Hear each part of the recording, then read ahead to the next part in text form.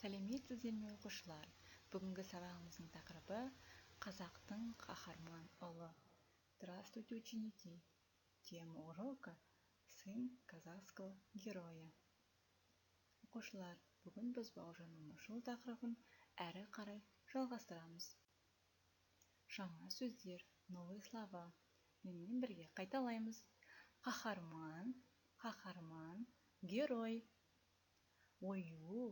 Ою, орнамент, узор. Оқушылар, жаңа сөздерімізді дәптерге жазып аламыз. Енді суретке мұқият қарайықшы, балалар. Бірінші суретте тұрған бізде бұл Бауыржан Момышұлының ескерткіші. Это памятник Бауыржан Момышұлы.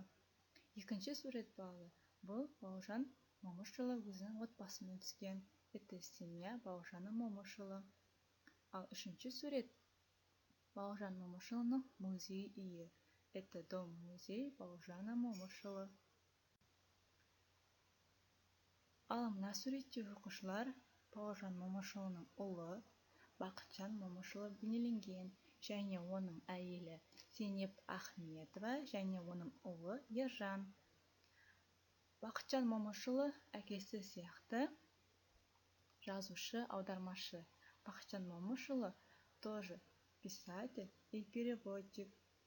А это его жена Зейнеп Ахметова, это его сын Ержан.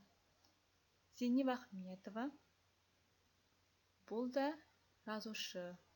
Зейнеп Ахметова, она тоже писатель. Екінші тапсырма. Второе задание. Суреттің орнына қажетті сөздерді қойып жаз. Вместо рисунка, ребята, вы должны писать слово.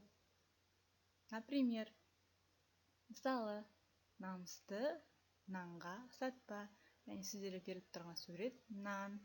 Дәл осылай қалғандарын дәптерімізге жазып шығамыз. Ребята, это задание пишем в тетрадь. И у вас будет получиться афоризм. Оқушылар, сізде Бауыржан Момышұлының ақыл сөздері шығады. Үшінші тапсырма. Третье задание. Мәтінді оқы. Читайте текст. Оқушылар, мұқият тыңдаймыз. Внимательно слушаем.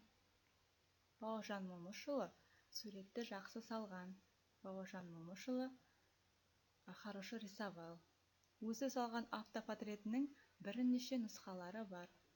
Существует несколько версий его автопортрета. Әр дәптердің бетіне де түрлі суреттер салып отырған. Он также рисовал разные картинки на страницах каждой тетради. Бауыржан ата ою да ойған. Бауыржан ата также занимался резвой. Әр оюдың артында қашан ойылғаны туралы мәлімет бар. За каждым орнаментом стоит информация о том, когда оно было вырезано. Бауыржан атаның оюларын келіні Зейнеп Ахметова жинаған. Орнаменты Бауыржан ата собирала его невестка Зейнеп Ахметова. Келесі тапсырма. Төртінші тапсырма. Четвертое задание. Сөздерден сөйлем құрап жаз. Сіздерге берілген бірінші сөйлем. Первое предложение. Батыр ұлдарының қазақтың Бауыржан Момышұлы бірі. Теперь правильное предложение. Енді жауабы. Қазақтың батыр ұлдарының бірі Бауыржан Момышұлы.